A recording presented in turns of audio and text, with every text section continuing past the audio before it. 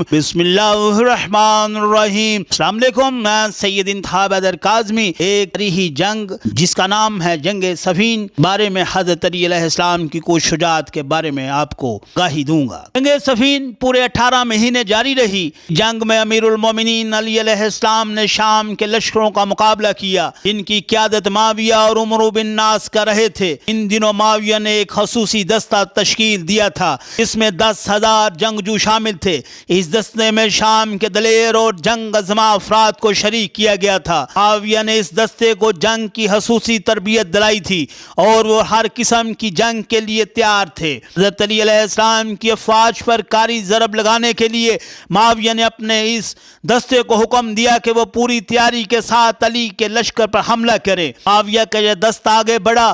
اس دستے میں شامل تمام افراد سر سے پاؤں تک لوہے میں ڈوبے ہوئے تھے اور آنکھوں کے علاوہ ان کے جسم کا کوئی حصہ ظاہر نہیں تھا۔ معاویہ کے خصوصی دستے نے اپنے آپ کو لوہے میں اس قدر ڈبویا ہوا تھا باہر سے آنے والے تیر اور تلواروں کا ان پر کوئی اثر نہیں ہوتا تھا۔ معاویہ کا یہ خصوصی دستہ گھوڑوں پر سوار ہو کر حضرت علی علیہ السلام کے لشکر کی طرف چلا تو حضرت امیر المومنین علی علیہ السلام کی فوج میں ذرا سمائیگی پھیل گئی اور آپ کی فوج ان سے مقابلہ کرنے سے گھبرانے لگی۔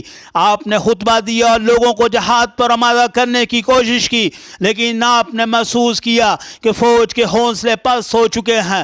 آپ نے فرمایا تم سب یہیں ٹھہرے رہو، آج اس لشکر سے میں تنہا ہی جنگ کروں گا۔ یہ کہہ کر آپ گھوڑے پر سوار ہوئے، ذوالفقار کو ہاتھوں میں لیا اور دشمنوں پر حملہ کر دیا۔ کبھی آپ دائیں طرف سے حملہ کرتے، کبھی بائیں طرف سے حملہ کرتے اور آپ نے اتنی برق رفتاری سے حملے کیے کہ دشمن کو اندازہ نہیں ہوتا تھا کہ علی اس وقت کہاں ہے۔ دشمن کے سر پکے ہوئے پھلوں کی طرح سے گرنے لگے اور خون میں لت پت ہو گئے۔ چند گھنٹوں کی جنگ کے بعد دشمن اپنے ساتھیوں کے لاشیں چھوڑ کر بھاگ کھڑے ہوئے اور بھاگتے ہوئے معاویہ کے خیمے کے سامنے پہنچے۔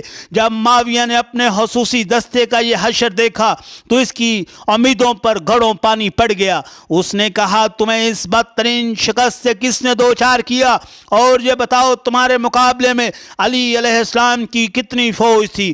بچے کچے افراد نے کہا اس جنگ میں ہم نے علی کے سوا کسی کو نہیں دیکھا، لیکن علی نے اس برق رفتاری سے ہم پر حملے کیے اور گلوں کو کاٹا کہ کبھی وہ ہمیں اپنے آگے دکھائی دیتا تھا اور کبھی اپنے پیچھے دکھائی دیتا تھا، اور ہمارے جتنے بھی افراد قتل ہوئے ہیں وہ سب کے سب علی کی تلوار سے ہی قتل ہوئے ہیں۔